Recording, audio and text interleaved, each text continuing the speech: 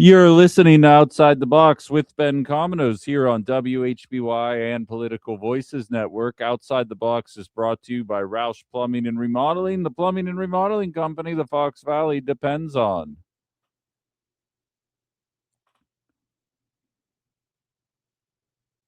Very proud Pittsburgher talking to you guys up here in the Fox Valley today. They did a very good job of not messing up yesterday.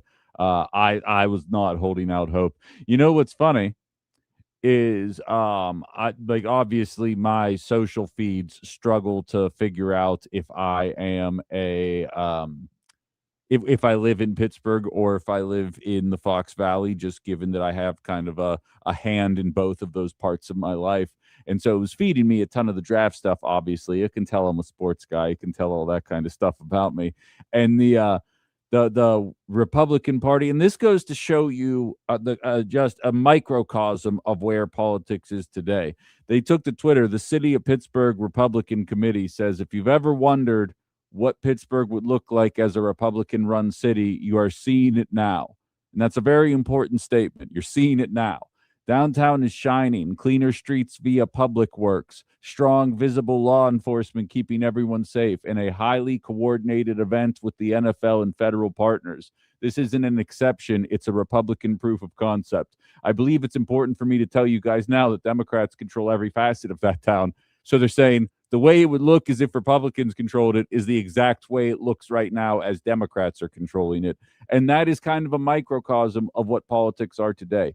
It quite literally doesn't make any sense to me that people think that this is a logical way to try and have a conversation or persuade people, because for me personally, it just kind of sounds stupid. But the town looked great for those of you that are NFL fans that watched it. I mean, it was a draft. I'll be real. I didn't talk about this a lot when it was in Green Bay because I figured it would get me on a list of some kind.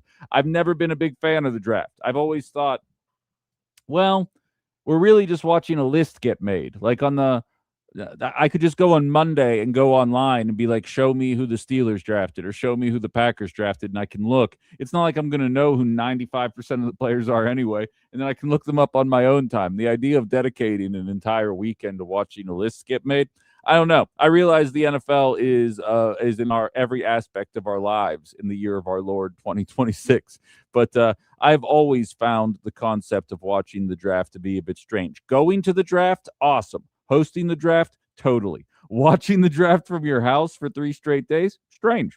Always thought that was strange. But that's just my opinion, of course, not judging anybody for it, but kudos to them. And Republicans, come on, guys. Like, just be happy for once. You know, it's a good looking event. Like, let's keep it rolling. And we're starting there. I was going to start with a local angle here with Attorney General Josh Call taking on prediction markets, but I want to put a pin in that because I have a feeling that this first conversation might garner some interaction, and that's what the game's all about. And shout out to everybody listening live here on the WHBY airwaves, and of course on YouTube, TikTok Live, and on Facebook Live. Please do consider subscribing to my TikTok page and YouTube page. I'm trying to grow those as kind of an independent endeavor here. A ton of you guys have already jumped on board, and it's been absolutely awesome getting to know some new people. Found out that I've been mispronouncing Jaramani's name the entire time. It's Jaromeni. And there's like a definition as to why that she explained to me, but I don't remember already. It's in my Facebook messages, and I don't have the time to go through it. But shout out to everybody who's watching there nevertheless, and of course on the TikTok channel as well. Some regulars and new people popping in every day. Just search me at Ben Cominos and click the subscribe button. That would help me out tremendously. Now, on to the story of the day. And I was kind of hinting at this a little bit yesterday, but I think I want to touch on this. And for the record, there's plenty of information still to be gleaned from this lawsuit that was administered, and I am not going to be operating as if any of this is based in fact. What we're currently talking about is the Southern Poverty Law Center, the SPLC, currently under investigation by Donald Trump's FBI for allegedly, essentially astroturfing certain events, the Patriot Front, the Three Percenters, a number of these bigoted groups that show up because, as you guys know, racism does not exist apparently in America anymore, and the only way that it happens is if it's government funded by the Democrats and maybe the Somalis. And as a result, the SPLC has been is currently under investigation, and there is going to be an effort to crack down on this here.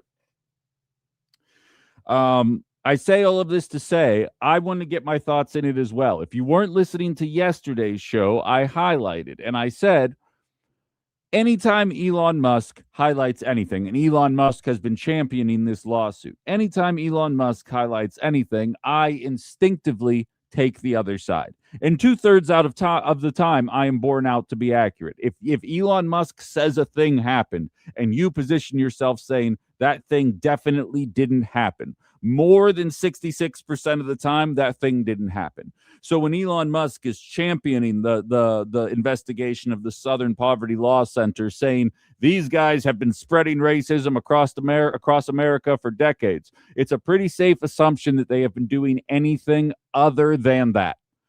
So that's typically the way in which I operate. But sometimes he's right. And so I took it upon myself to start looking into this here. And again, not much of the information has been made available. Here's the way that I'm perceiving what's going on right now.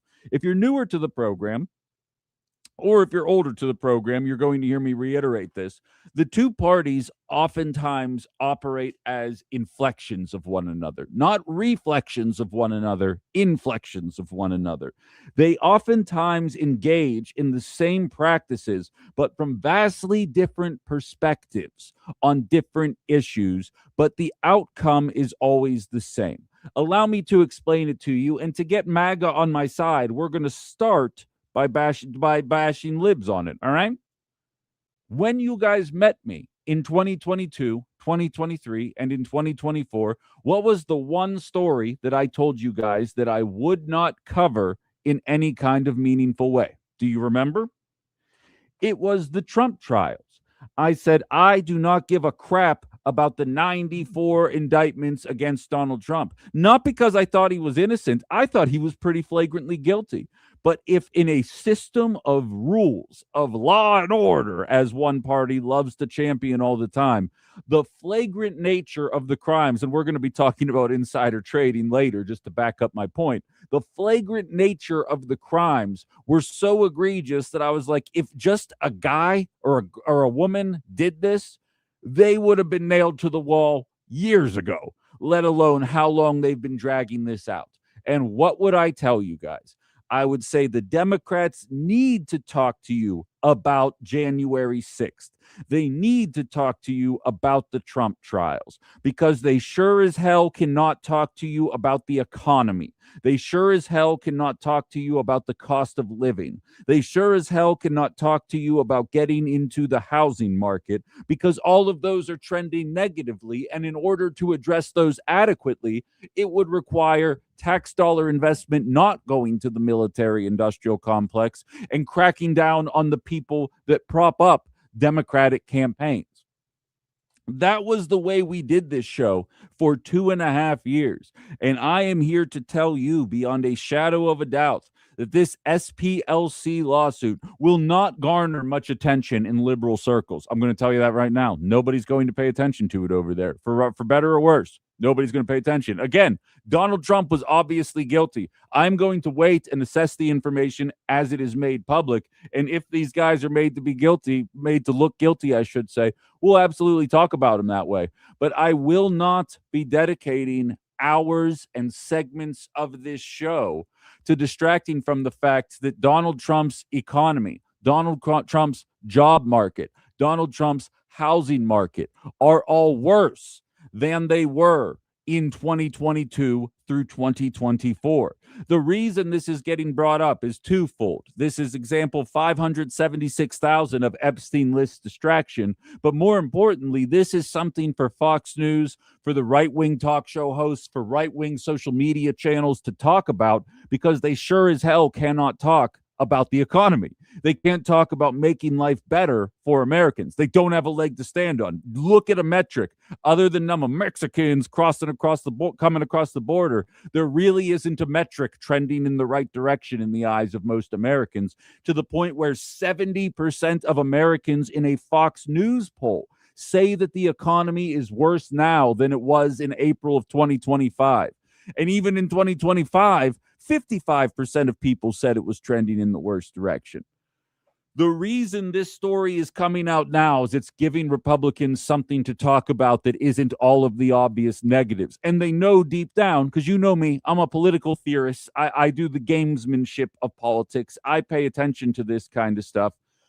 The reason it's coming out now is because they know it's not going to get a whole hell of a lot of attention coming from Democratic circles. Much like the Trump trials, we're not getting much attention coming from conservative circles. Are you seeing the inflection yet? They know it's not going to come about. And I think the intention of the Republican Party is going to be to run on this, to run on the NGOs that are spreading racism, because as we know, racism no longer exists, says a bunch of white people. The racism no longer exists. So it couldn't possibly be that some of those people were real. It's that it's all fabricated. They are intending to run this lawsuit up the flagpole in an effort to talk about this nonstop. This will be their Benghazi. This will be their Hunter Biden. This will be their January 6th. This will be their Donald Trump trials. This will be their Somalis. This is the next iteration of that story. If it's borne out to be true, nail them. If it's a big fabrication, which my gut is telling me maybe, then of course it was just another distraction here again. But the fundamental thing they are trying to actually take our eyes away from is the fact that they do not want to talk about this economy in the slightest, because they don't have a leg to stand on. And what's worse, they are not it's like, I'm going to prognosticate here. I don't think it's going to take very long, but I think it will be after the midterms. There's a pretty good chance that very soon, during the Trump presidency, there will come a time when we are begging for 2022 style inflation and prices. Because I still believe that we have fundamentally not really felt the impact of Donald Trump's war in Iran. I believe that we are going to see our prices continue to increase. We will see corporations exploit those increases, jacking up the prices even further than they have the right to be doing. And it's only going to get uglier. I watched a video yesterday on TikTok showing a woman sitting on a porch of this beautiful looking home on a lake. I don't know in what city or state it was, and she was showing it to you. She's probably about my age, late 30s, maybe early 40s.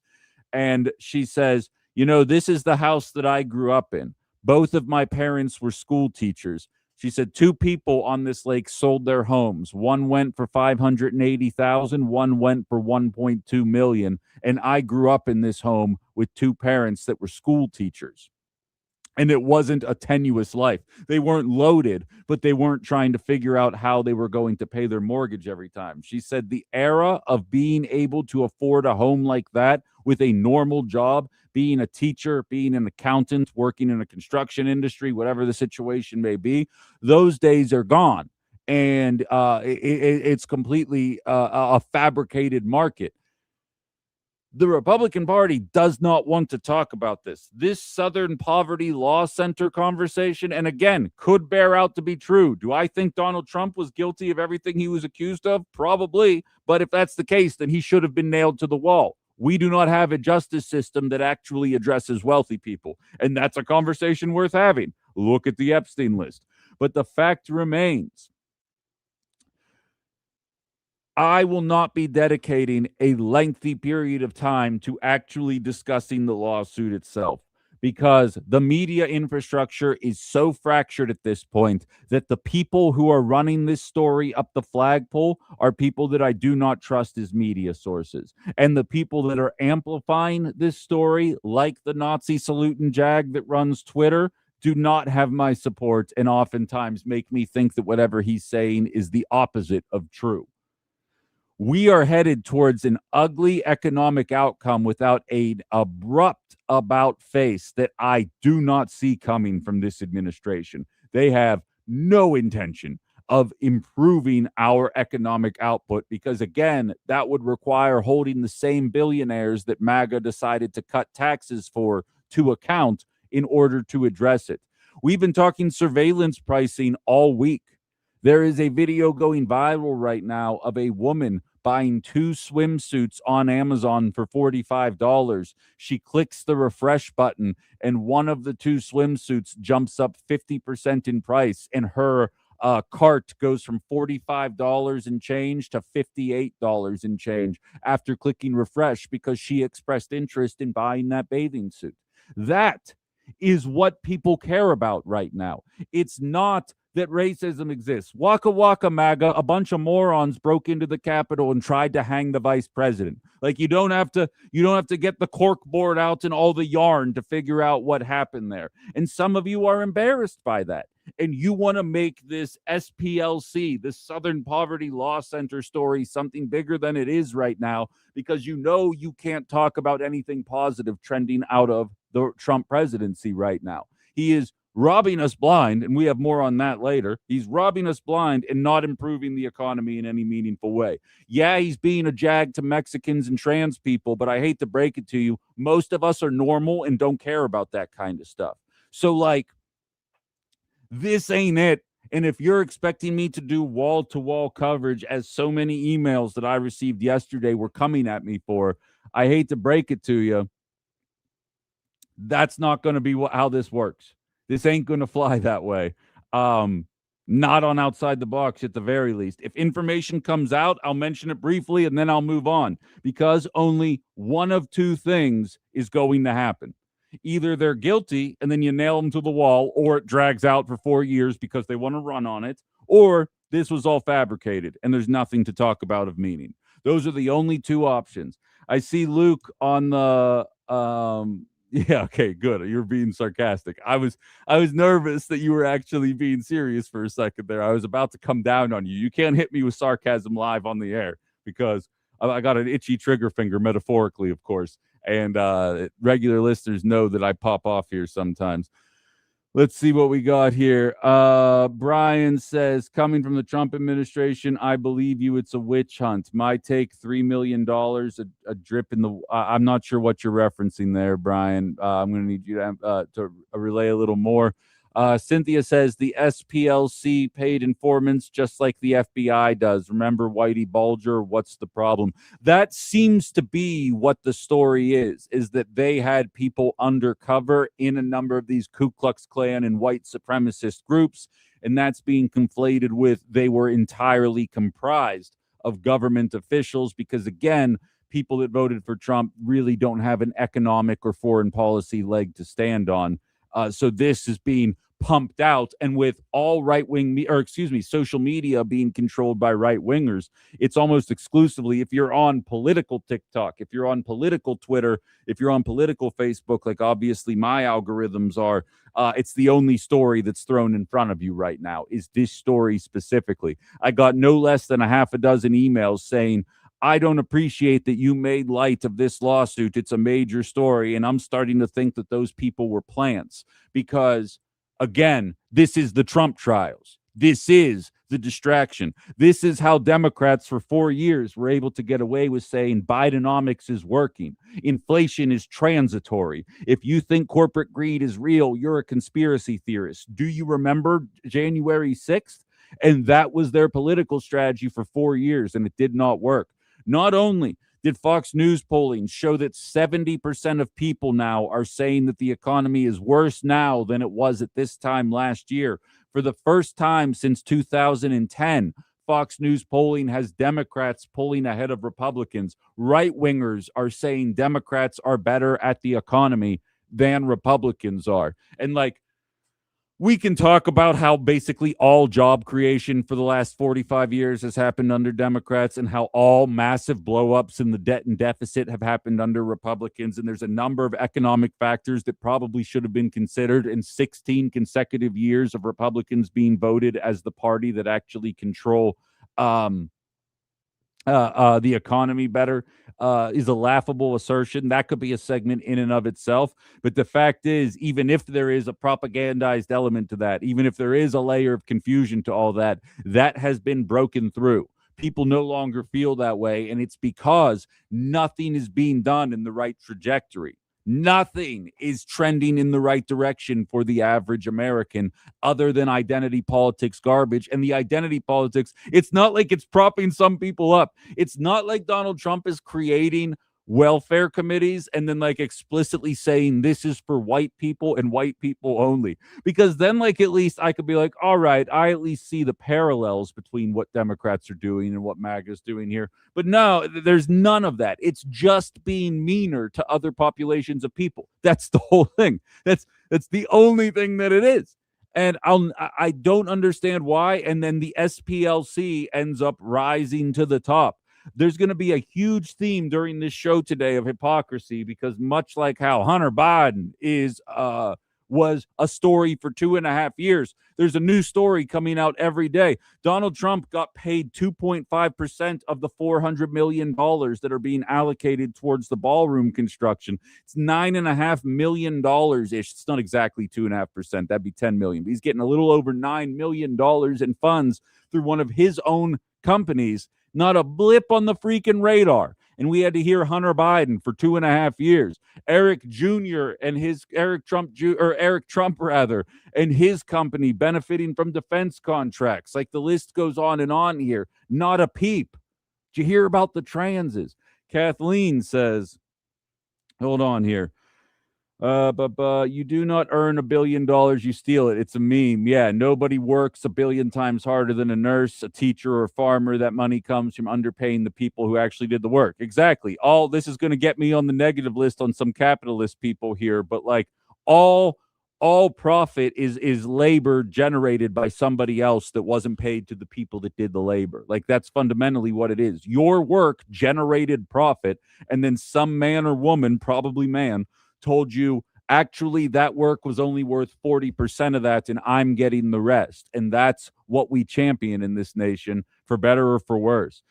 Ben says, if true, this is the reason why liberals hate conservatives, i.e. racist, white supremacists. Now, Ben, this doesn't change the fact that racism exists. The fact that other people were willing to be brought in because allegedly a handful of government agents were doing something doesn't change the fact that that was in their heart. I do not have any sympathy for mob mentality. I do not have any sympathy for if they jumped off a bridge, I'm jumping off a bridge mentality. You're a grown-ass man, not you, the royal you. You're a grown-ass man. You're a grown-ass woman. Do what you think is right. If I saw a bunch of people chanting Jews will not replace us in Virginia, I'd probably be like, look at those jackasses. I wonder what they're all ticked off about. And then I would move on. I wouldn't be sitting there like, oh, finally, I can express my true belief.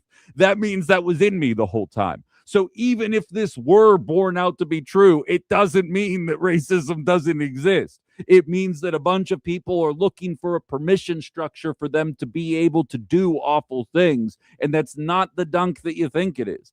Jerry says, even if the SPLC accusations are true, so what? It's a relatively small nonprofit that doesn't represent most liberals or Democrats. Exactly. It is positioning this conversation. It's like when people say they killed Charlie Kirk. Who's they? Who's they? They killed Charlie Kirk. It's a way to try and other people. There is an entire media infrastructure designed to keep us hating each other nonstop. And if SPLC is borne out to be true, that is a cog in the machine. But the fact that every one of the worst right-wing hack podcasters you can possibly imagine is running this story up the flagpole is enough cause for me to be like, well, wait a minute. Like, somebody sent me an article from Raw Story yesterday and said, I don't know if it's true or not. I didn't even take the time to read it because normally Raw Story produces left-wing gobbledygook. Like, I'm a lefty, sure, but I also understand that there are shortcomings within the Democratic Party as well as the left that need to be addressed, and that it's not all anti-MAGA stuff. And I feel the same way towards these right-wing podcasters. If Benny Johnson's saying something happened, I'm pretty sure it didn't. If Elon Musk is saying something happened, I'm pretty sure it didn't. And the list goes on and on and on. And I'm right there with you, Jerry. If this group is found out to be guilty, fry them and let's move on. It's not indicative of anything. You know how long it took me? Like 4 minutes to find out what the lawsuit was again, because I couldn't remember the acronym, because I've never heard of this group before a couple days ago. And it's not something that I keep on the forefront of my brain. I'm just saying. We got our first call of the day. Anybody else wants to chime in? I did get a call yesterday who says I need to say this more. 920-281-1150. 920-281-1150. Call or text line. Take part in the show here. You're always welcome. Hello, you're on Outside the Box. Hey, good morning, Ben. It's Ben. What's up, man? No, I agree. It doesn't mean that there is no racism or that racism doesn't exist in this country or in the world. But it also does mean that, anybody, no matter what political party they can be affiliated with, can be racist. Absolutely. And absolutely. And that's not ever the thing that has been being said, like with the Charleston thing, with the good people on both sides, which was taken out of context. Sure. And I'm not defending Trump's foreign policies. I'm not defending Trump, the personality and the dumb things that come out of his mouth, which happen every day, dozens of times sometimes. Sure. But a lot of people don't like each other because they think you're a racist, you're a bigot. You supported this person who said there's good people on both sides.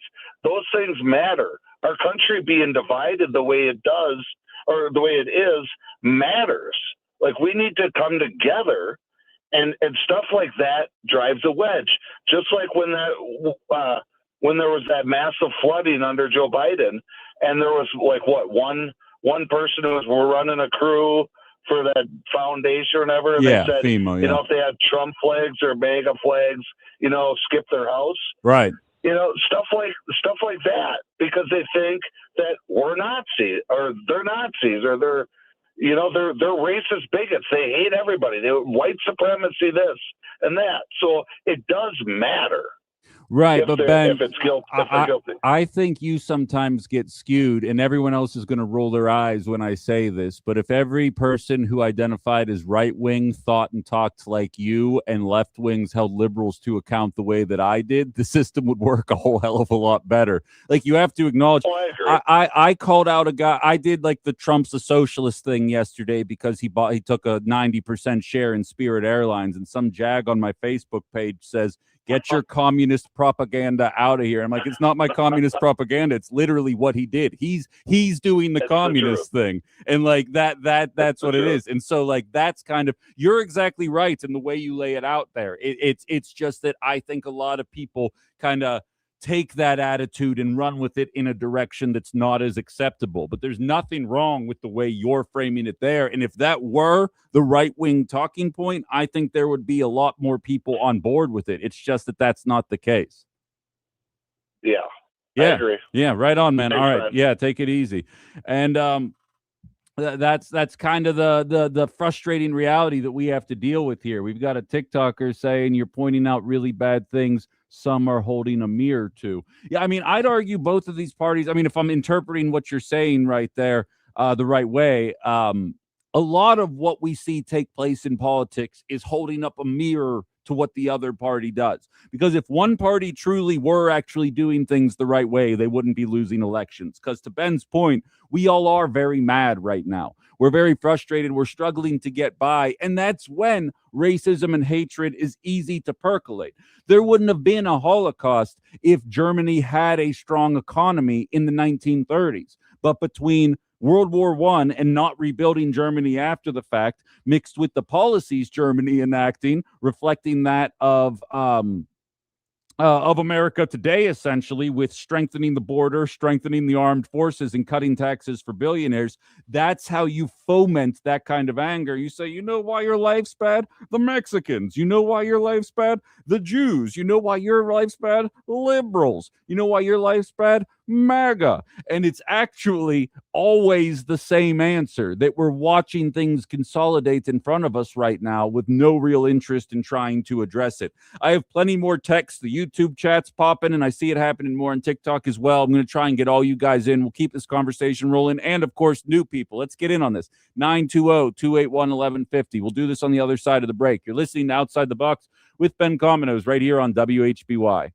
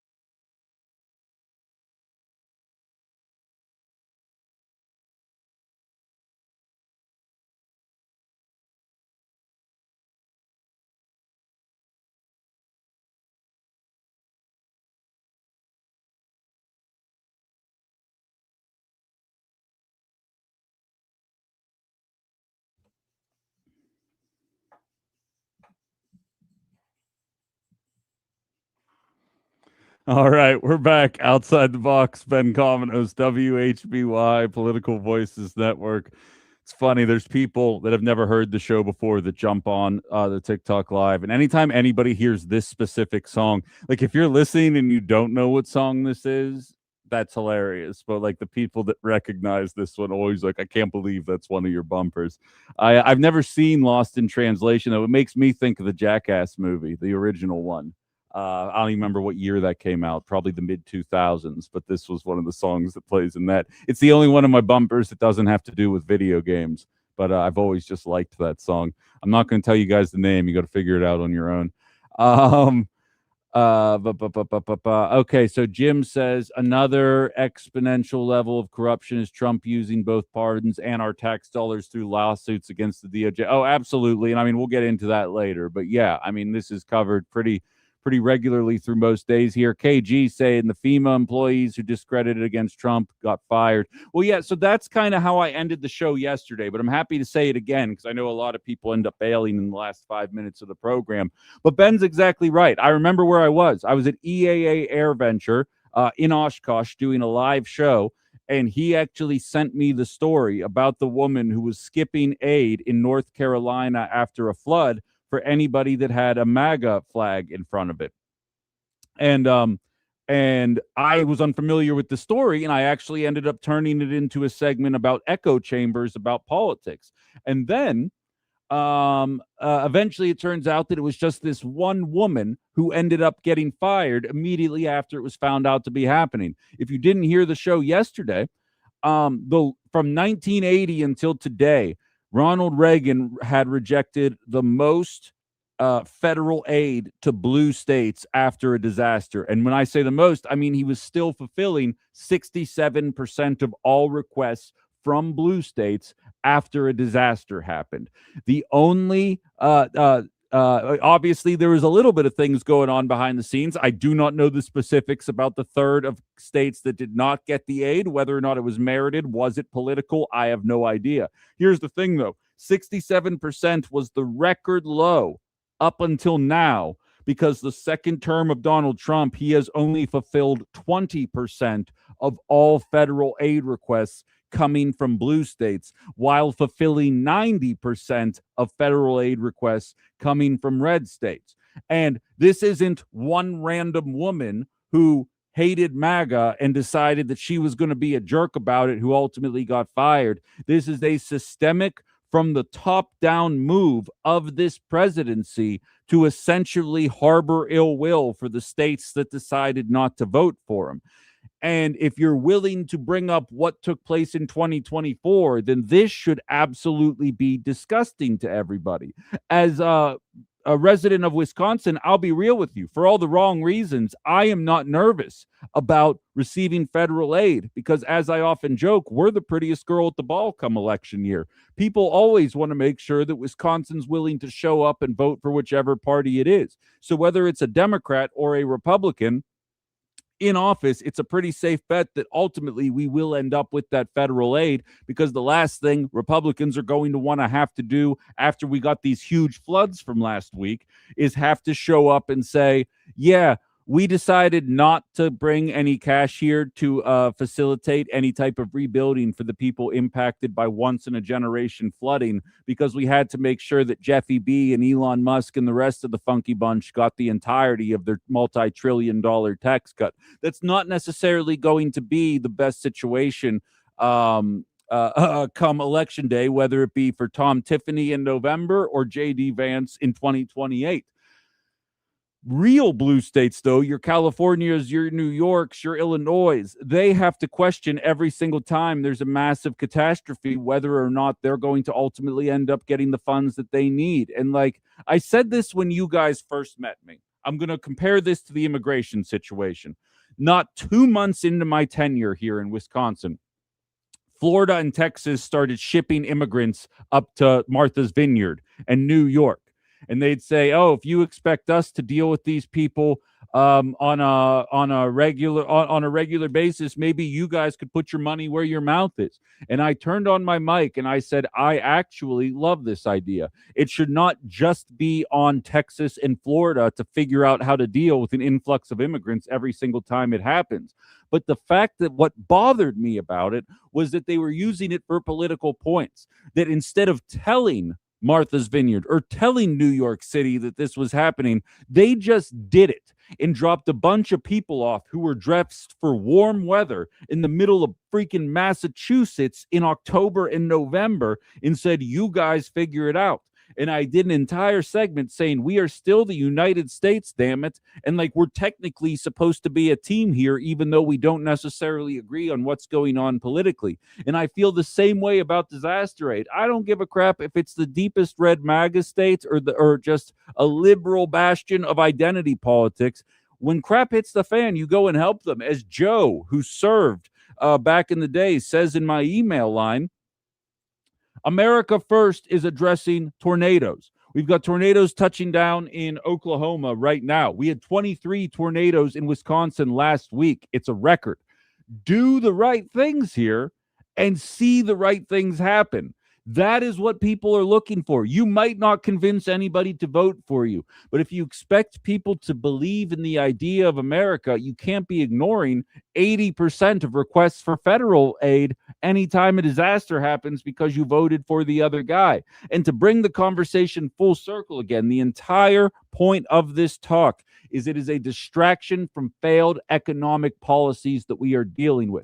Not pretending that things were good during the Biden years, but acknowledging that not a single thing has been done to materially benefit anybody listening to me right now in any meaningful way. Even if you're collecting tax on tips, even if you're watching reductions in taxes on overtime, you compare that to the cost of living that has gone up over the course of the last year and a half, and it is completely wiped out. There are no gains for the bottom 80% of us listening between the tax cuts that allegedly came, the tax cuts that are definitely not permanent, and any economic policy. If you're listening to me, odds are you are paying more in 2026, not necessarily in taxes, but in life costs than you were in 2024. And if the Biden administration sucked, according to you and me, then this should have you absolutely livid. We've had somebody waiting on hold here. Anybody else wants to chime in? 920-281-1150. Hello, you're on Outside the Box. Hey, Ben, Cynthia, I didn't want to call you today, but when you mentioned Martha's Vineyard, last time I was up there, I found out teachers can't afford to live there during high season if they're renting. A lot of them are leaving the area or living in tents. Absolutely. Like, I'm not surprised by that at all. There's a whole movement, Cynthia, of people that live in their cars and they have to park in church parking lots. Otherwise, they get arrested for trespassing. It's the only safe place they can go. And then when I was in California, they're telling people they can't park in the national parks in their car. Why not? Right. Oh, no, tell me about it. It's illegal to be broke in this country. It's absolutely wild. I appreciate the call there, Cynthia. And like, speaking of national parks, I briefly touched on this yesterday as well. We mentioned it with Jason Zimmerman during the local half hour. $756 million have been removed from national park funds. That's funding the illegal war in Iran, where we're blowing up school children for 20 hours, and then we're back to square one. Why are we cutting that? Why is it deemed that was unaffordable? It's a laundry list of issues facing this country, and we're sitting here talking about the Southern Poverty Law Center tax lawsuit because that's where people want to distract us. That they want that to be their Trump trials. They want that to be their January 6th because they know they sure as hell are not going to be able to run on how much better your life is today. I got to squeeze one more quick break in here. I still have so many more messages coming in. This is awesome that you guys are that into it. But we will wrap this all up on the other side of the break before we get to the top of the hour news. I'm going to read some more comments here and keep it rolling. Stay right where you are. You're listening to Outside the Box here on WHBY.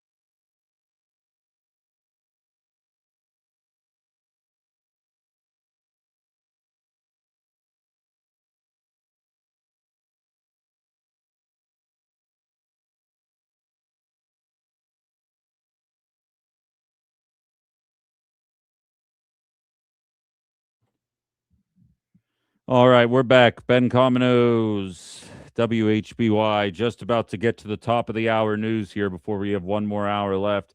Apparently, I'm still mispronouncing her name. Jaro Mani, is that right? Says the amount of unhoused or underhoused people in the United States makes my heart hurt. And as I've stated before, this is one of the big sticking points here, and it made a lot of what I call blue MAGAs upset with me when I would say it. With the drop of a hat, Democrats back when they had a trifecta were able to find ways to send hundreds of billions of dollars off to Ukraine and Israel in order to make sure that their wars never stop. But you could put at the time of the Biden administration, at the end of the Biden administration, the homeless population had increased up to 780,000 people. You could build each one of those people a $100,000 home, and it would cost $77 billion. They actually did the equivalent of that in Denmark. 100,000 is expensive, by the way. You could definitely do it for cheaper. I'm just using that for the sake of round numbers. In Denmark, obviously much smaller, but their GDP is much smaller as well. So per capita, it actually kind of works out. They built homes. They had a homeless problem. They built homes, gave all the people homes. Within 18 months, 88% of the people that were given homes had moved out of those homes and started taking part in everyday life again, had been reintegrated into life. The homelessness problem dropped by 88% in under 2 years. Then you have a significantly smaller population of people that you have to deal with, and then you go with solutions from there, because there absolutely are mental health issues that go into this and a number of other factors that make it difficult sometimes to get people on board for what it is that they're trying to do. But where I get frustrated is when it comes to blowing up hospitals in Gaza, or helping Ukraine defend themselves in a war that we kind of facilitated to a certain extent. Russia's obviously the aggressors and the bad guys in that conversation, but it's also much more convoluted and nuanced than I think a lot of people are willing to admit. If we need 100 billion plus, I think it was 115 billion, yeah, we could do that overnight. But when it comes to building homes for homeless, well, that's welfare, and we don't have time for that. And that just fundamentally can't be the way that we operate as a society, at least in my opinion. I'd argue one of the richest countries in the world should be able to figure out this kind of crap.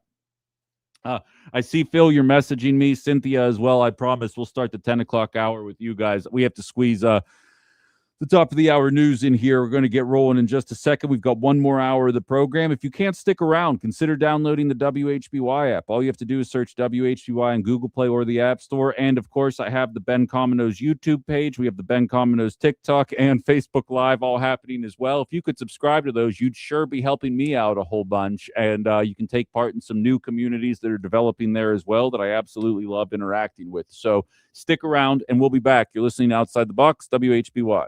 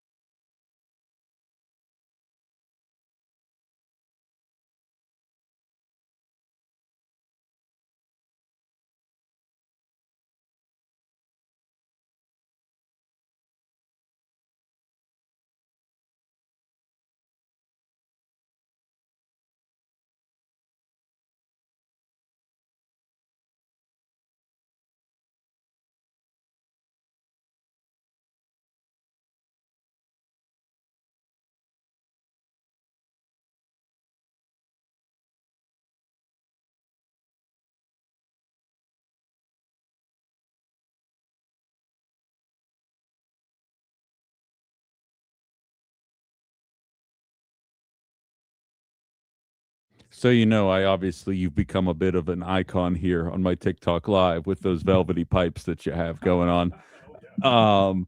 What's funny is they'll be like, man, another car crash in your area. It feels like every day it's in the newscast. You think maybe there might be a merging problem with in the Fox Valley? You think that might be the case? Isn't it funny? You get an outsider's perspective, and they're like, "Man, the person who said it's from Minnesota, but the principle still holds there." And it's just kind of funny when you think about it. You think? You think so? Yeah, we'll see what happens here. All right, here's Hooper.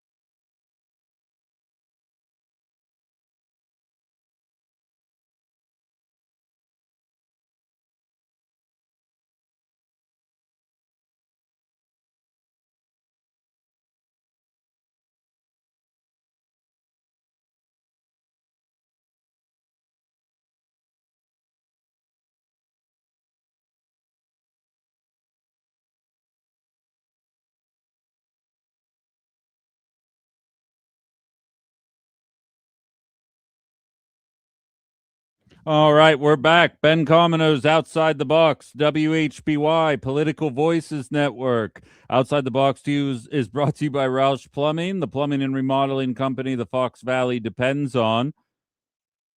If you're just joining us, we were kind of all over the place in the first hour. We started off talking about this SPLC lawsuit that's going on, alleging that there's undercover agents that are solely responsible for creating racism in America. And I was kind of mirroring the two, showing people that what this SPLC lawsuit is inevitably going to resemble is the Trump trials during the Biden years. Democrats are trying to find anything, and mark my words, and I won't let it happen on this show for a day. Do I think there should be penalties for some of the people in ICE for the way that they've been behaving? Absolutely. Will I let liberal media get away with taking 4 years while the economy is strangling most people under 45 years old and a lot of people over 45 years old as well? I'm not going to allow them to distract from the reality with holding ICE to account for 4 years worth of news stories. And I kind of can already read the tea leaves and see that that's the way that it's trending. We got to ignore this kind of stuff, let it play out. I saw my YouTube chat letting me know the DOJ dropped their investigation into Jerome Powell that was going on. Now, Lord knows I am no friend of Jerome Powell at all, and I don't respect the Fed in general, to be perfectly honest. It's interesting. It's a very convoluted conversation, and I know Larry out in North Carolina is a big economic guy, a big Fed guy. He's got his problems with the way that they operate, and it's interesting because the political polarization in America can allow you to almost push against what in a lot of ways I think doesn't make any sense. Like, I think the interest rates should come down. I am by no means an economic expert, but we talked about this earlier in the week. Raising the interest rates in order to bring down inflation doesn't work when the root causes of inflation are a handful of corporations artificially jacking up our prices without any real interest in trying to compete with one another.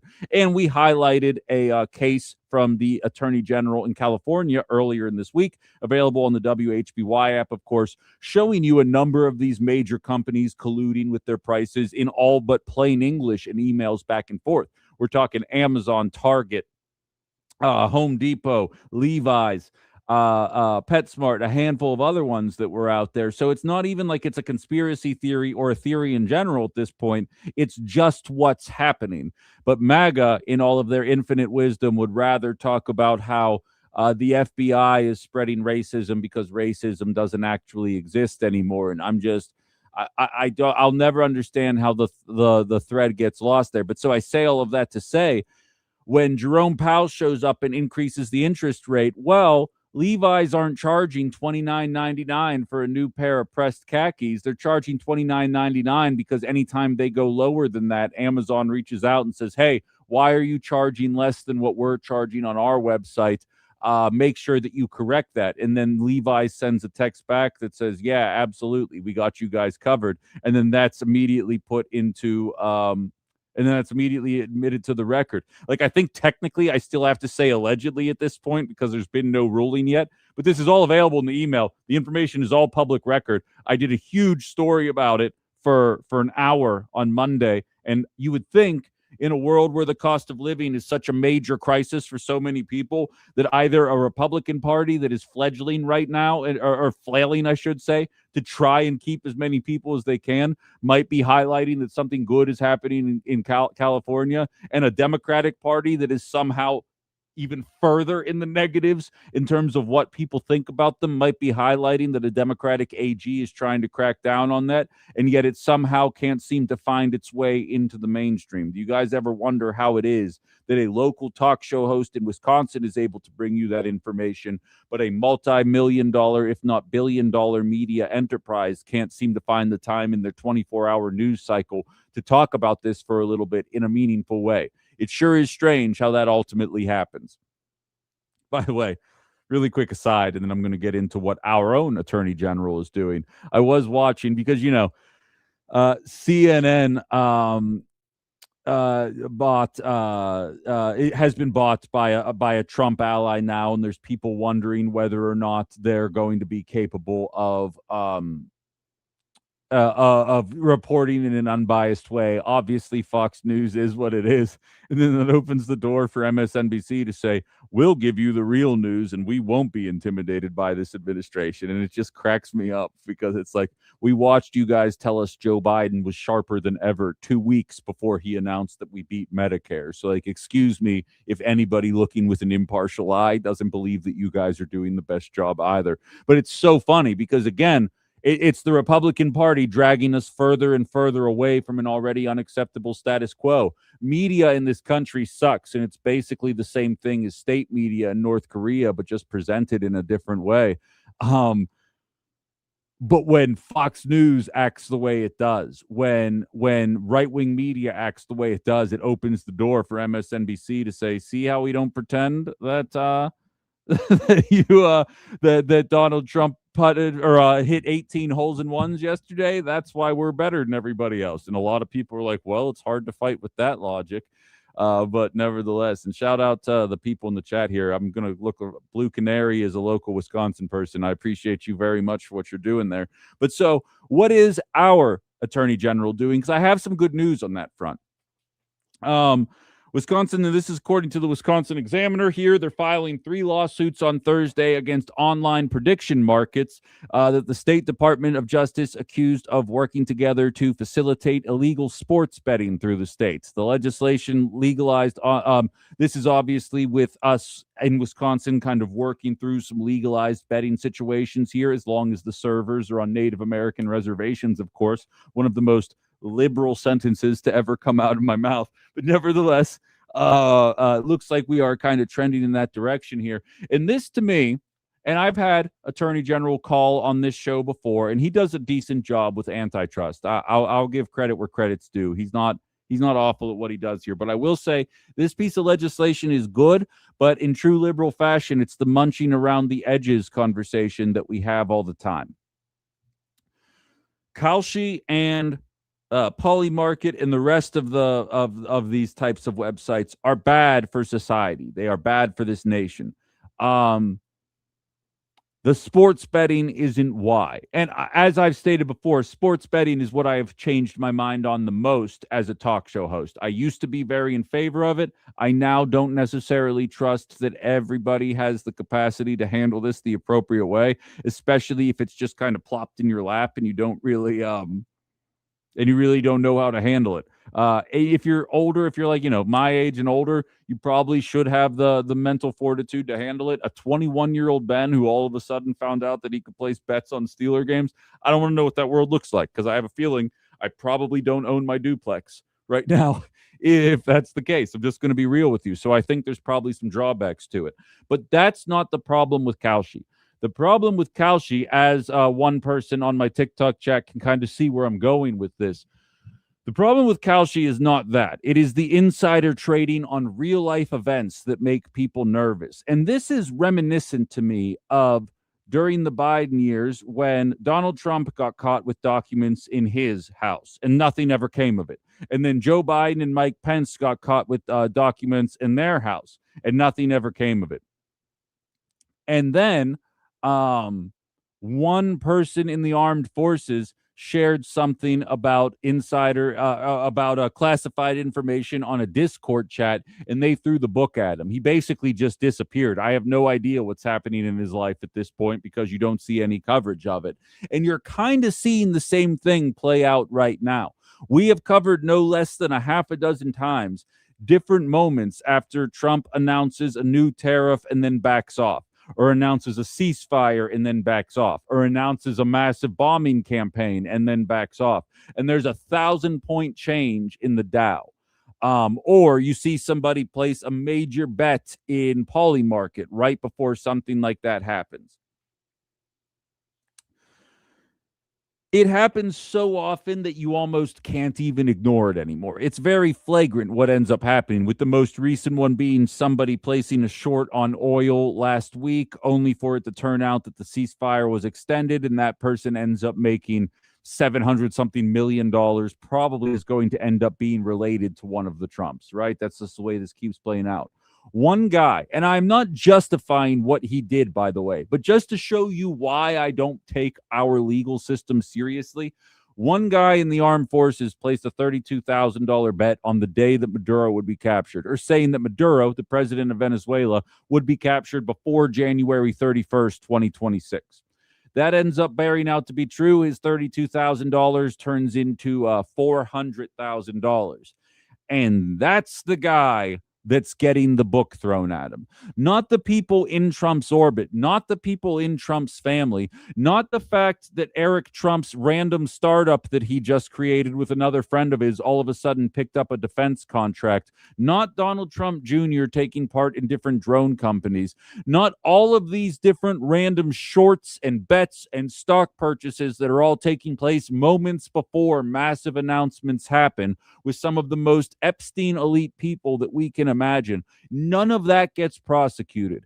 But the moment a poor decides to try and capitalize on the system the way so many of the elites do, that's who gets the book thrown at him. I may have told this story before. I can't remember, but I'm going to tell it again. Lord knows I'm a tax the rich lefty. I was at Rivers Casino in Pittsburgh probably back in 2016. I want to say this happened. We have a special bet that you can place on the blackjack table called the Lucky Ladies, and you bet like $1 on it. And there's like certain things that can happen, and one of those things is really think about the odds of this. And if you don't play blackjack, this might be a bit of a stretch, but if you play blackjack, really think about the odds of this. You're placing a bet that pays out 1,000 to 1 that you, as a player, will get not one, but 2 queens of hearts. A queen of hearts and queen of spades doesn't count. You have to get 2 queens of hearts. And then at the same time, the dealer has to get a blackjack. All of that has to happen in one hand of blackjack for it to hit. And if it does, it pays out 1,000 to 1. I would place a $2.50 bet on it every hand. There are other things that pay out much smaller amounts to keep it interesting, but that's the big payout. That hit for me one day. And I was really excited. Obviously, everybody was. It was a $2,500 payout. For those of you that have never won big at the casino, allow me to tell you what happens. The moment that you win, the pit boss grabs you by the arm and drags you into a back room. They are not happy that they have to pay you this money, and they immediately make you fill out your tax forms in that moment. I am not saying that I was going to engage in the kind of tax evasion, or I shouldn't even say tax evasion, using the legal tax loopholes that people use. Lord knows I'm not organized enough to do that kind of stuff. I just pay my taxes and move on because I'm not a selfish jag. But if I were to be wired that way, they don't even give you the opportunity to do it. But if Elon Musk all of a sudden just makes up a price, and all of a sudden his company is now worth billions of dollars more, he is given an entire year in order to figure out how to write that kind of stuff off. Because anytime a regular person tries to use the same loopholes, that's when the wheels fall off. A friend of mine sent me a failing New York Times article. It's an op-ed, but it says, if the wealthy people don't have to play by the rules, why should I? And it's an article about essentially people stealing from major corporations as a way to push back against the system, because they know those major corporations, A, aren't paying their employees enough, so all their employees are on food stamps, and B, as we've highlighted, over 100, I believe it was 105 of some of the largest corporations on the planet avoided paying any taxes in America as a result of Donald Trump's tax cut, which causes people like Doug out in Meadville to say, we can't do social programs, the debt and deficit are too big, while Donald Trump is blowing a $4.4 trillion hole in the deficit, making sure that Walmart doesn't accidentally have to pay any taxes. And so this New York Times article is advocating for people stealing from major corporations, not naming any, of course, not advocating for it, of course, definitely not on FCC airwaves, in an effort to push back against a wealthy system where the rules clearly apply for them. I am not saying that the person in the armed forces placing this bet with insider information shouldn't be held to account. But I am saying there are countless examples just in the last 16 months of people in the Trump administration doing this, and there is no investigation into what's happening. There is no effort to rein in these prediction markets and prevent bets on some major life or death situations. And so for Josh Call and the Wisconsin AG's office to be cracking down on these companies from a sports betting perspective, well, that's kind of missing the forest through the trees here, is it not? Because I think that is an important conversation to be had. Why did Martha Stewart go to jail for insider trading, but Nancy Pelosi or Chuck Grassley don't?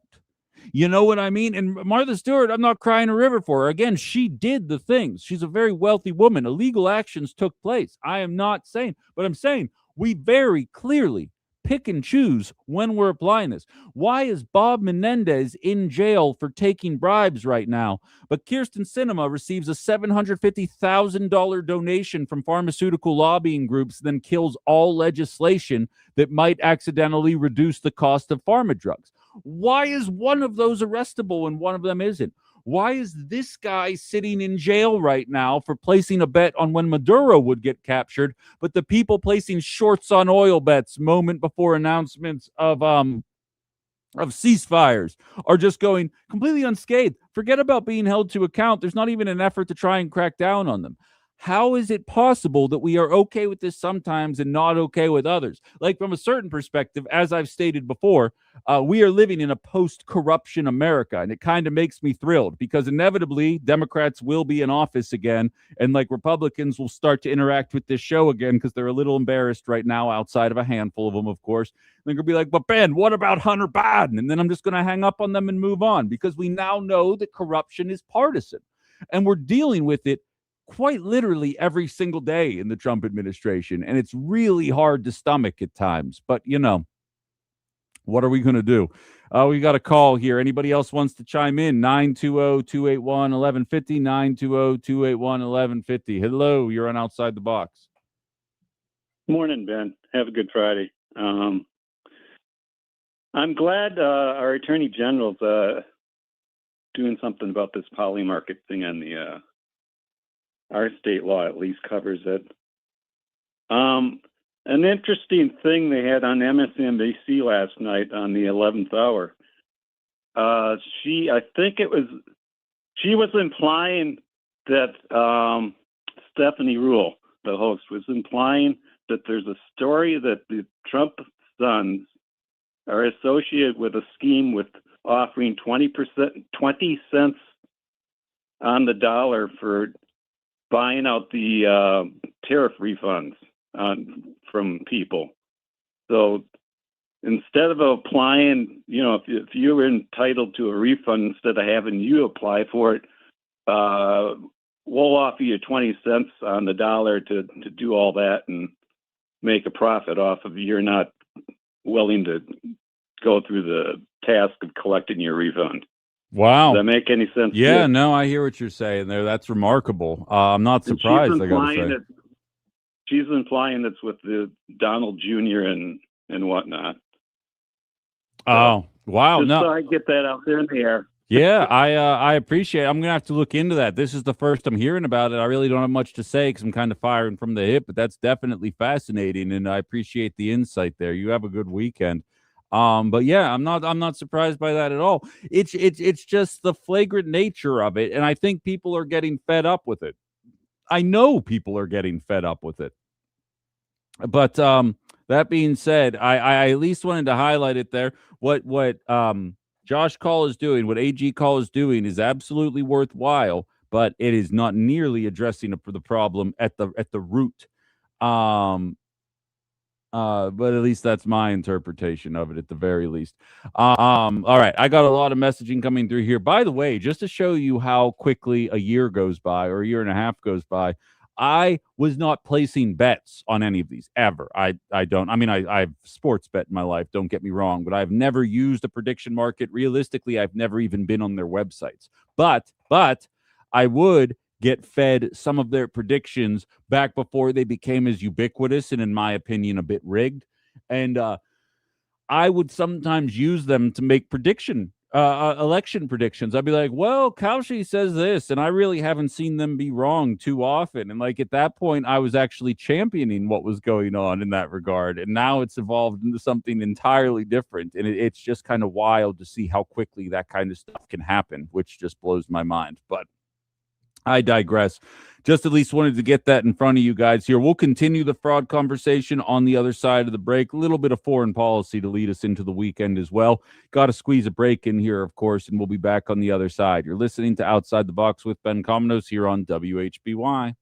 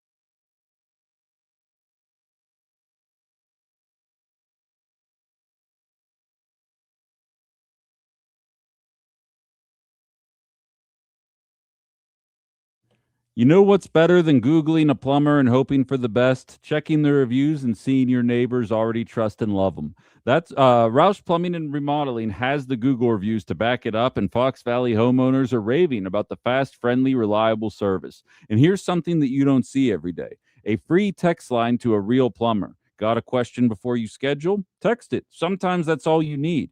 With spring rains coming, you don't wait to make sure that your sump pump is ready. Call or text Roush Plumbing, the plumbing and remodeling company the Fox Valley depends on. Find that free text line at timroushplumbing.com.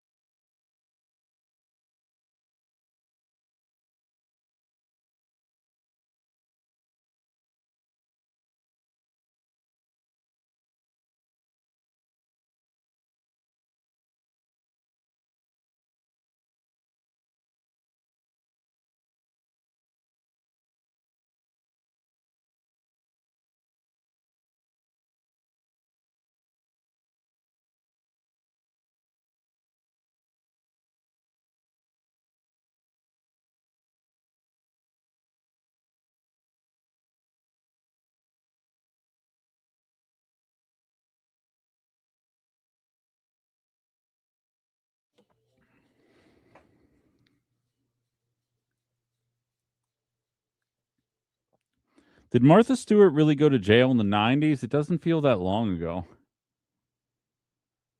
God, am I becoming that kind of old person that like doesn't realize how much time has gone by before something happened? Larry saying what she did is now legal. I mean, realistically, I think it's always been legal. The idea of proving insider trading is such a laughable assertion to me because, like, prove it. You know, you know what I mean? Like, maybe I just placed a bet. Like, that's all. Fundamentally, especially within the stock market, it's all gambling. It's all just guessing on the trajectory that you think things will be on. The idea that you'd be able to nail somebody on the concept of insider trading feels difficult to me. And so the idea that it actually does happen to powerful people says to me that it's almost like a system of insurance, like an ability to make sure that you play by the rules. And it makes me wonder how Martha Stewart stepped out of line. Did she get too big for her britches? Because as long as you continue playing by the rules, nobody ever outs you. I'm telling you, I and Jaro Manny saying October '04 to March of '05 is the Martha Stewart thing. That feels a lot more accurate. I at no point did I ever think that Donald Trump was innocent. My problem with the Trump trials was that it shouldn't have taken as long as it was for the way that things were happening. And to me, it seemed like it was intentionally being stretched out in an effort to avoid having to talk about real issues. The older I get, the more I realize that politics, because realistically, like here, let me start the thought here. I keep starting this thought over. You tell me, outside the box, when's the last conversation you have seen in the media that is taking place surrounding the conversation about corporate greed? Not affordability, not cost of living. When's the last conversation you have really seen about profits, about housing prices? Maybe you've seen one or two. Maybe you see an article or two in the failing New York Times or the Democracy Dies at the Washington Post. Maybe you might see it here and there. But realistically, between the war in Iran, the Epstein files, and now just the wanton fraud, it's kind of sucking all the air out of the room here. And it almost seems like it's intentional, because MAGA knows their followers aren't going anywhere. They could commit the most egregious fraud ever. It won't matter. They'll say, but Hunter Biden. And then Democrats, conversely, don't care about Pelosi or Hunter Biden. The parties know that the fraud will not actually cost them votes. The people who are complaining about the fraud are the people that we're not going to pay for them anyway, or vote for them anyway, rather. It's just a rationale for them to say why they're not voting for them, because it's actually like rainbow flags or orange man bad or whatever. But fundamentally, it has sucked the air out of the room. And then you start going backwards, right? It's like, okay, so now it's Trump's fraud / Epstein / Iran. Then you go into the Biden years, and it's 4 years of January 6th and Trump trials. Then you go into the first Trump term, and it's a matter of Trump's outlandish behavior in Covfefe, and Republicans bending over backwards to try and turn Jussie Smollett or Amber Heard into a 4-year story so that they don't actually have to talk about the ways in which the economy really wasn't working for them either. Then you go back into the Obama years, and it's about legalizing gay marriage and abortion access. And this is not me saying that these things aren't important, but I'm just highlighting that since the economic crash of 2008, there are people across all generations, and overwhelmingly in the millennial and Gen Z generations, that have been playing catch up nonstop since then. And it always seems like the media narrative is able to be about anything else other than this difficult situation that so many young people find themselves in conjunction with now older and older populations as well, as we talk about record numbers of 80-year-olds returning to the workforce and record numbers of 60-somethings not being able to afford their homes anymore because they live on a fixed income. It's impacting everybody, but again, it's wall-to-wall coverage of the obscene nature of this presidency or of the Trump trials or whatever the situation is. I went back yesterday before the draft. This was a practice that I used to do when I was a little more nervous about my abilities at this job. Now I'm very conceited and full of myself. But back when I was a little more nervous about it, and I went back and listened to very old shows of mine just to hear how it sounded. They're all available on the WHBY app. And I was just listening to the topics that I was getting into, and it was about Lizzo twerking while she was playing Thomas Jefferson's flute, and the right-wing outrage, and the fact that Ariel was cast as a black woman, instead of a ginger, a whitehead, a redhead. I don't think you can say ginger anymore. I think that's inflammatory. But nevertheless, I was thinking back to, I'm like, oh my God, how far have we come just since 2022? But it's so funny to me that this is what stories were. This is what was causing panic in Republican circles. And then a masked virgin shoots a woman in the face. And they're like, I don't understand why people are overreacting to this kind of stuff. And I'm listening back to what the old topics were. And it's just in order for us to stay focused here, because in MAGA, I know this makes you mad when I say this, but brace for impact. You're going to take a beating in November. Even though Democrats are uniquely unpopular, that's how frustrated people are with your lack of anything that the administration you voted for is doing. Not my fault. Don't come at me for this. I can already hear the keyboards now. Not my fault. But it's the reality of the situation. You're going to need to keep your eyes on the prize and not be mad that Snape in the new HBO series has been cast by a black man. You're just going to have to act like a 40-something-year-old man and not care about what's happening in the Wizard story. I know. It's a hard ask, but I think you guys can pull up your big boy pants and get it done and actually hold Democrats to account for an economic purpose. But the only way it will be taken seriously is if you can acknowledge right now that Donald Trump has absolutely left you high and dry economically. There's no circle around that. And what liberals will say is, I see Blue Canary saying this is the worst administration in my lifetime so far. There's a chance that's the case. I oftentimes, my go-to example of the worst administration in contemporary American history was Ronald Reagan. I thought it was infinitely worse than Trump 1.0.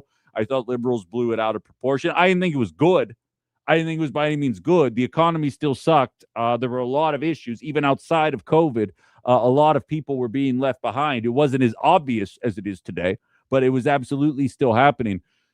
But this administration right now is uniquely trash, just uniquely trash. There's nothing good coming out of this, and it's how liberals are going to end up walking away with it. And that's kind of what the point of the first segment was, is that people will be begging for 2022 era economic politics that were objectively not acceptable in 2022. Instead of making things better, Trump has actually made things so much worse. And again, this is speculation. I think it's only going to go downhill from here. I don't think we've even seen the tip of the iceberg as to the impacts of what's going on in the Strait of Hormuz, as to what's going on in the Middle East in general. I don't think we've seen the tip of the iceberg as to what's going to happen to our prices. I think we will end up seeing double-digit inflation, and not because of a random pandemic that came about, but because of a war that was absolutely unnecessary. And so liberals are going to show up and they're going to say, we're going to undo this. And like seriously, March of 2029, inevitably, Democratic president, some piece of crap guy, probably Gavin Newsom, will be the president. And it will be March of 2029. And inflation's going to be 11%. And MAGAs will call this show and say, see, liberals are in charge and inflation's at 11%. They absolutely ignore trends. They ignore that in 2023 and in 2024, inflation was trending in the right direction, and all they do, gas prices were trending in the right direction, and all they do is point to 2025 and say, see, that's why I voted for Trump, MAGA. And around we go without ignoring the obvious trend. They pulled the same bullcrap in 2016 about the stock market back when people used to think that was an accurate interpretation of how the economy was doing. They'd say, see, we got Trump and look at the stock market, ignoring the fact that a Republican absolutely tanked it in 2007 and 8. Then a Democrat took over, did not address it fast enough. I will acknowledge that in a heartbeat, did not do nearly enough to bail out the working class, but that the stock market absolutely was trending at an upward trajectory over the course of 6 straight years from 2010 to 2016. Then Donald Trump takes over, and that's the first time they point and say, see, the Dow right now. And around we go. It's going to take consistency of voters for us to pull ourselves out of this. And I'll admit, I'm hitting a bit of a breaking point doing this show because I see just how lost so many people are. Because there will be people that will pretend that Democrats immediately saved us the second they mopped the floor with MAGA in 2026 and in 2028. And there will be conservatives ready to pretend that the wheels completely fell off at that moment because Madison started flying a rainbow flag. It's circular. And a lot of us are guilty of this. It's just important to remember. Ben just says, haha, Ben, it's that short-term memory loss. It's okay. Sometimes it works in your favor. Enjoy the day. I wish, man. I'll tell you, there's times when I wish I had the same kind of memory span that it seems so many Americans do, because it breaks my soul to actually remember the way things worked and actually hold both parties to account. It's not easy. I had some jag on Twitter today try and paint me as a partisan because one of the candidates for governor in Wisconsin was wearing a hat that said 666 on it. And they said anybody, this is a Republican saying it, saying anybody who's wearing a 666 hat should immediately be disqualified. I'm like, I'm pretty sure you don't get to support President Grab him by the P who just blew up a school of children while pearl clutching. I don't think you're allowed to do both. And their response was, Do you think of Donald Trump between 500 and 1,500 times a second, which makes me think they're a boomer because that joke sucked. No offense, boomers. Sorry. Friendly fire. To which I said, good luck painting me as a partisan. I never pretended for a second that Democrats are doing the right stuff. But if you're going to sit there and pretend that you're holier than thou again, you've got a terrible thing coming your way on Outside the Box. Shout out to the people telling me that the show does good work. I appreciate that. But nevertheless, if we don't wake up to it, I see Larry saying a third party might change that. For the record, a week from today, at this exact time slot from 10:30 to 11, and I'll have more talk about it next week, I'll be speaking with a woman I met a week and a half ago here. She's trying to get the Labor Party off the ground in Northeast Wisconsin. Next Friday is May Day, obviously dealing with unions. So I figured that'd be the perfect time to bring somebody from the Labor Party on Outside the Box. That conversation is going to be from 10:30 to 11. So if you are interested in trying to get third parties off the ground as a way to, at the very least, pressure whichever party is your party of choice into doing the right things, you may be interested in that conversation, but I'll have more on that later. I'll tell you what, we still have to squeeze one more break in here before we call it a week. So let's just do that now, and we'll have 6 or 7 minutes on the other side here to break down this a little bit further here. And I welcome your interaction as well. I see Joe and another number here. I think this is Dave texting me as well. We'll get you guys on there too. So everybody stay right where you are, and we'll put bow on this week here in just a moment. You're listening to Outside the Box with Ben Cominos here on WHBY.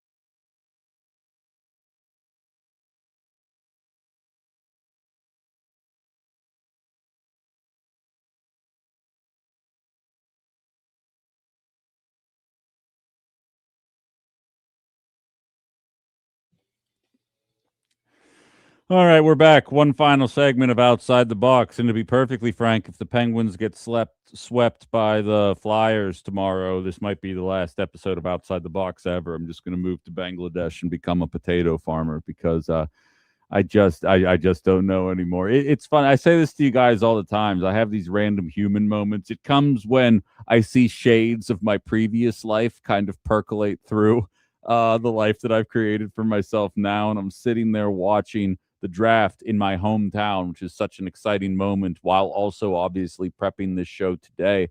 And and it's just strange that you can never truly disassociate from what's happening when you talk about these kind of things. I mean, realistically, the reason I believe inflation is going to shoot through the roof in the coming months here is because, for those of you that don't follow the foreign markets, look at what's going on in South Korea right now in terms of rationing. Look at all of the different countries limiting the amount of flights that can take place. It's all out there, and it's all information that's available, and I don't think we're taking it particularly seriously as a country. I think there's a little bit of denial. Obviously, the red cult is going to pretend it's fine, just like the blue cult would, were there are people in charge there. But what are you going to do? What are you going to do? We just keep moving it along here. I see Carla saying, looking forward to the Labor Party interview. Me as well. Her name's Haley. I'm blanking on the last name right now, but it's an interesting story how she ended up doing what she's doing. I met her at an event trying to get the Labor Party off the ground. I was actually speaking at a Green Party event 2 weeks ago. Very big on trying to get these third parties up. And more importantly, not more importantly, but also, as I've been highlighting, and I probably should have been mentioning before the last 3 minutes of the show here, if you're not on TikTok, create an account. I will be on TikTok live at 12:30 p.m., noon 30 tomorrow ish. I'm going to be speaking at an event for the Democratic Party of Wisconsin, and I'm basically going to do a segment of Outside the Box. I'm very excited to have an opportunity to do so. I'm flattered they want to speak to me about this. I'm going to talk to them about how there's an opportunity here to really win people over. And that's not going to be through the same playbook. That's not going to be through the status quo. That's going to be from actually trying to make a difference here through changing people's lives in a way that is palpable, that is feelable. And Wisconsin Dems have been pushing against essentially a brick wall of gerrymandering and the GOP. And there's an opportunity to put a platform together here, as they're going to be running into more fair maps mixed with a disenfranchised voting population because they're upset with the way things are trending.